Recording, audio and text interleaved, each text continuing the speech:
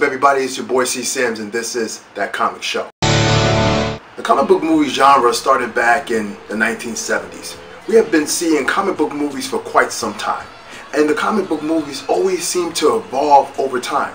I remember back in the 70s we saw Superman and we saw Batman hit the big screen, and those movies changed the way that we looked at comic books. We started to see the comic book characters jump out of the pages and onto the screen. Then we had a little bit of a dry spell, and then the 90s came around. Then we started to see some great comic book movies. We saw the X-Men, we saw Spider-Man again, we saw some more Superman movies, some more Batman movies. But then things started to change, and then the Dark Knight appeared, and then that changed everything altogether. We started to see that comic book movies can actually be good movies. They can be set in real time, they can be gritty, they can make you think and give you some type of emotion. That's what The Dark Knight did. The Dark Knight is always going to go down as being one of the greatest comic book movies of all time. But then in 2008, the rise of a studio came about, and Marvel Studios was born. We started to see that we can get the same type of grittiness, the same type of good storytelling, and the comic book feeling all in one in these movies. These movies came about, and we finally got the Avengers in 2012. And from there, the rest is history. So today's video is basically going to talk about the 5 different things that the MCU did to change the cinematic movie experience and the comic book genre.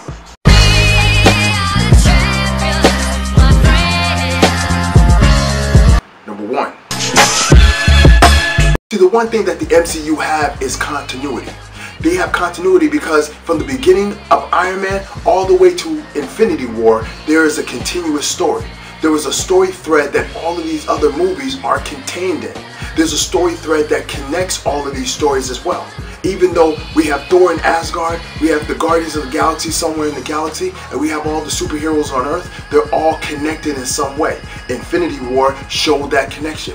Continuity is one thing that the MCU actually shows that no other studio has tried to do as far as in the comic book genre. And now we see a bunch of studios trying to mimic the same type of thing. We got the Dark Universe, where all the dark monsters and everything like that, like Frankenstein and the Wolfman and Dracula and all them things, all trying to be in the same universe. The DCEU. DC has been making movies since the 1970s, and never did they think to have a continuous continuity in a story. So now they're trying to do that. They're trying to catch up. But it's not really working out for them the way that they would like it to. Which is okay. They got time to put it together. But that's what the Marvel Cinematic movies have done. They continued to tell a continuous story that has lasted all the way through 10 years of great movies.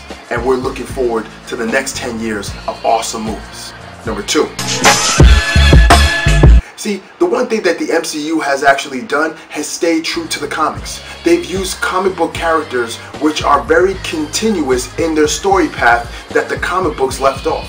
For example, Tony Stark is narcissistic, and he is a billionaire philanthropist. That's what we see.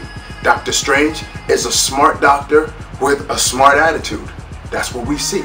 We start to see these characters come to life. Now there are some shades of gray in certain areas. There's certain things that they didn't take directly from the comic books, which is fine. It doesn't fit the narrative of the story that they're telling. But that's what the comic book genre is all about. Now it is all about bringing those characters to life. Yeah, we saw Superman, we saw Batman brought to life, and those characters were awesome, but that was so long ago. But now we're seeing the comic book characters come to life, and not only that, we see their armor, we see their uniforms, we see their costumes as if they came right off the pages of the comic book. That's something that the MCU changed, and now it's standard in the comic book movie genre. Number 3. The one thing that's been constant in these movies has been Stan Lee's cameo. We started seeing a little bit of the Stan Lee cameos back in the older Marvel movies. The movies that were done by Sony and by Fox and everything like that. But the one thing that the Marvel Cinematic Universe continued to do was tell different stories and have the man Stan Lee in each of those stories, playing some type of role, whether he is an extra or he is someone that is interacting directly with the comic book character. He is the creator of most of these characters, and for them to pay homage to him by putting him in these movies, making him executive producer, That is great. Hats off to Marvel for acknowledging the greatness of Stan Lee. Number 4. Focusing on the hero. Now, the one thing that MCU does get flack for is how they don't focus on their villain. The villain always seemed to be some makeshift character, a character that they didn't put a lot of thought into, really one-dimensional, which is a great criticism. But that's not the story that the MCU is trying to give. The story of the MCU in which they're trying to give is the hero story. How the hero has developed, how the hero is coming to terms with their decision, how the hero is making the best choices in order to be the best hero that they can possibly be. That's what they're talking about. So we have villains that are just put there to build the story of the hero. Now, when it comes to Infinity War, we see a totally different flip of the script. And actually, if we're going to be honest, we actually see that in Phase 3. Phase 3, we've seen some real good villains, villains with real depth, villains with real convictions, and villains who made their mark in the MCU. We have Zemo. Zemo was instrumental in the demise of the Avengers. We have Hela, who came to just bring back Asgard to its rightful place in history. We have Killmonger. Killmonger just wanted to show that what Wakanda has been doing, isolating themselves from everybody, has caused other people in other nations to be destroyed by people with greater power, when all they needed to do was step in and destroy those who oppressed their own people. Killmonger had a great premise to his character. Hela, great premise. Zemo, great premise. And now we're getting the best villain of them all, which is Thanos. And his whole entire story arc makes all the sense to me. His logic is sound. He just wants to bring balance to the universe. And for him to bring balance to the universe, he has to go up against the heroes, in his eyes, of the opposition. I mean, what more storytelling can you need? And that's what Marvel has done. Marvel has changed the dynamic of a villain. It's going further than just being a bad guy who has crazy hair, who puts makeup on his face, and who's really just a psycho. It goes beyond that. They're building character to their people. And I think that's great.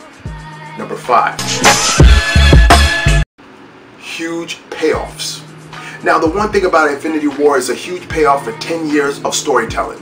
We get the chance to see the storytelling actually happen. We get the chance to see these characters come to life. And the big blow off, the big fight, the big wars we start to see in these movies. Avengers, we saw the big war between Loki and the Avengers along with the Chitauri. We see all of this happening. In Age of Ultron, we see the big blow off. Civil War, though it was a smaller blow off, it was still a great scene in the airport scene. So we're seeing all of the things that we used to read in comic books come to the big screen. We start to see all these fights happening, and I cannot wait for the next stories that are going to be told from the MCU. Avengers 4 is coming out. Captain Marvel coming out. Ant-Man is coming out in a couple of months. We are getting ready to step into a whole new realm, to step into a whole new light when it comes to the MCU. And I am so grateful that the MCU has changed the dynamics of the cinematic universe. Now most studios want to follow in the direction of the MCU, not only because of the financial gain, but also because of the fact that you have a loyal fan base. Marvel movies tend to make over 600 million as a minimum at the box office, because of the fact that the fans love these movies. They love the characters, they love the continuity, they love everything about these movies, and as a result, I love them as well. I hope you guys understand the 5 things that we broke down and we went into. If you guys have anything else to add, comment below. Like, share, and subscribe. Hit the notification button so you can know when we drop new stuff. And always, follow us on all social medias. We're everywhere. Once again, this is your boy Sams. This is That Comic Show. Sams out. Like, share, and subscribe. Hit that notification button so you can know when we drop new stuff.